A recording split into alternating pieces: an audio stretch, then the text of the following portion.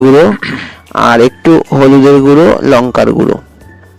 আমি সবসময় মিক্সিতে একসঙ্গে সমস্ত গুঁড়ো মশলা এবং সব কিছু দিয়ে পেস্ট করি, এতে রান্নাটা আরও সুস্বাদু হয়। মিক্সি করা কমপ্লিট, মশলাটি রেডি হয়ে গেছে।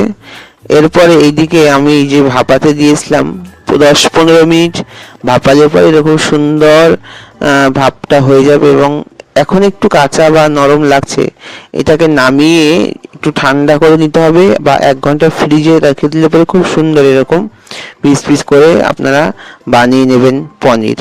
একদম দেখুন পনিরের মতন লাগছে আর খেতেও সুন্দর পনিরের মতনই লাগে, যেহেতু এর মধ্যে আমুল দুধ দেওয়া আছে তাই রান্নাটি আরও সুন্দর এবং আরও টেস্টি হয়েছে।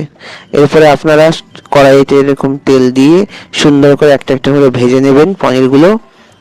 এটা সাধারণ পনিরের থেকে অনেক বেশি টেস্টি এবং এতে আলাদা একটা ফ্লেভার, পেঁপে থাকে তো সুন্দর লাগে খেতে। অনেকে পেঁপে পছন্দ করেন না, কিন্তু এইভাবে বানিয়ে দেখবেন তাহলে সুন্দর লাগবে। এরপরে কড়াইতে তেল দিয়ে একটা শুকনো লঙ্কা, তেজপাতা, গোটা জিরে, একটু সাধারণ হিং, আমি এভারেস্টের হিংটা খুব পছন্দ করি, গন্ধটাও ভালো, দিয়ে সমস্ত মশলাটা এর মধ্যে অ্যাড করবেন।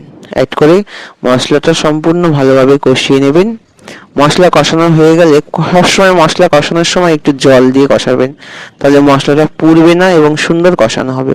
সামান্য পরিমাণ লবণ, যার যেমন স্বাদ পরিমাণে লবণটা আপনারা দেবেন। একটু কাশ্মীরি লঙ্কার গুঁড়ো দিয়ে মশলাটিকে সুন্দর করে নেড়েচেড়ে একটু মশলাটা ভালোভাবে কষে তেল ছেড়ে দিলে পরেই বুঝবেন মশলা কমপ্লিট, মশলা কষানো হয়ে গেছে। এরপরে আলাদা করে রেখে দেওয়া যে ভাজা আলু আমি ভেজে নিয়েছিলাম, আলুটাকে বানিয়ে সেই আলুটা আপনি এর মধ্যে অ্যাড করবেন। অ্যাড করে মশলাটি সুন্দরভাবে কষিয়ে তার মধ্যে আলুটা দিয়ে একটুখানি ঢাকা দিয়ে দেবেন।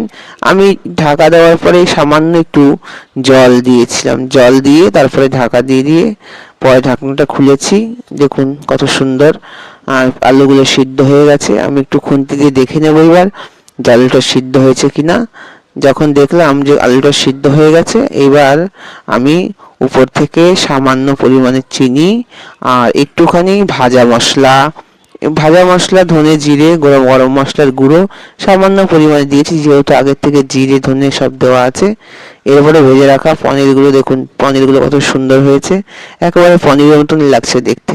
দিয়ে সামান্য একটুখানি নাড়াচাড়া করে ঢেকে দেবো, কয়েক সেকেন্ডের জন্য ঢাকা দেবো। খুব একটা বেশি ফোটানো লাগবে না, বেশি ফোটালে পরে এগুলো নরম তো ভেঙে যাবে।